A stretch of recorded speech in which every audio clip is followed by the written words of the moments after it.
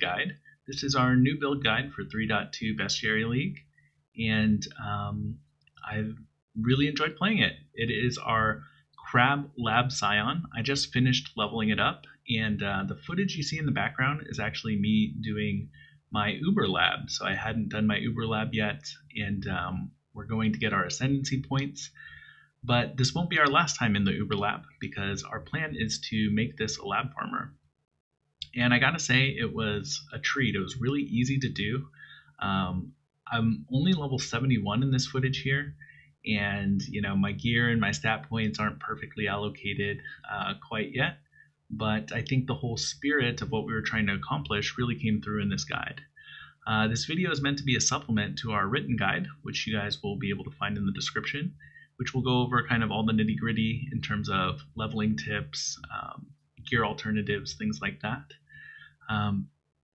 So as the title would suggest, we are using the new crab set, and this set is really just well designed for the lab. It gives a lot of physical damage reduction with the crab barriers, which you'll see are always kind of topped off there at the upper left, that 15. Here I'm just testing to see, can I face tank these traps or not? I think I was able to pretty easily. Those crab barriers give us a ton of physical damage reduction on top of block with our helmet. And I guess I'll just get right into all of our defensive layers. So we're using life regeneration to just regen up through all the traps, life on hit, and then block as well. And that pretty much sums up our defensive layers. We do have our stone golem as well that taunts. I guess that's a little extra added defense. We also get fortify from our leap slam as well. But for offense, we're using 2 Grellwood Shanks, which really soup up our Molten Strike here, and you can just see our health never really moves. I did have a 6-link chest, but to test this, I went down to a 5-link. We're scaling a lot of projectiles.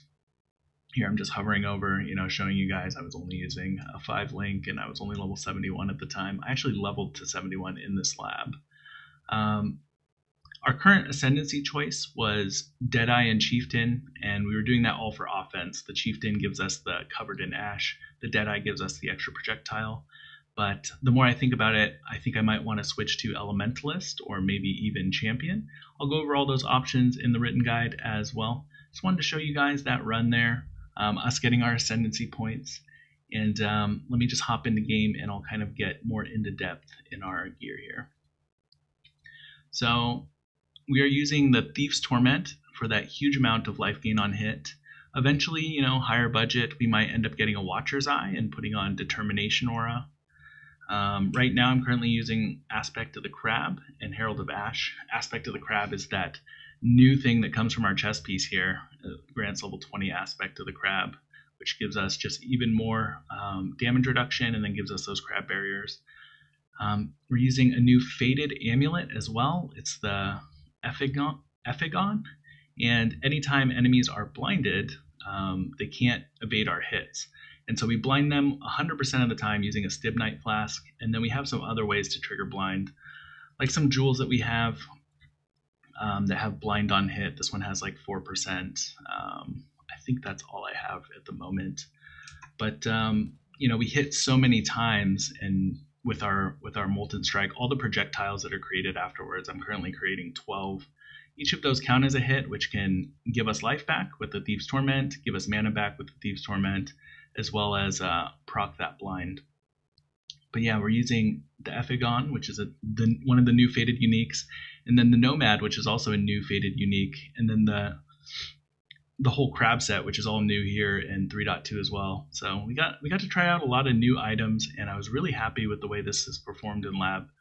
Our current flask setup is we're using the Wise Oak for offense. As long as our fire resist is the highest, we get good penetration with that. Stibnite and Jade Flask.